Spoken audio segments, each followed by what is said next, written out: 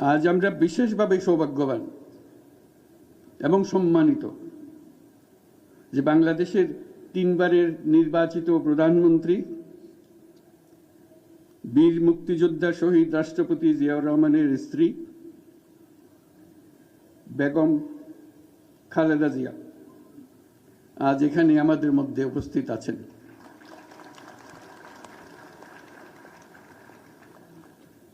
এক যুগ ধরে তিনি এই মহাসম্মেলনীতে অংশগ্রহণ করার সুযোগ পান নাই, আজকে সুযোগ পেয়েছেন। আমরা সবাই আনন্দিত এবং গর্বিত যে আমরা এই সুযোগ দিতে পেরেছি আপনাকে। শারীরিক অসুস্থতা সত্ত্বেও এই বিশেষ দিবসে সবার সঙ্গে শরীক হওয়ার জন্য আপনাকে আবারও ধন্যবাদ। আমরা তার আশু রোগমুক্তি কামনা করছি এবং এই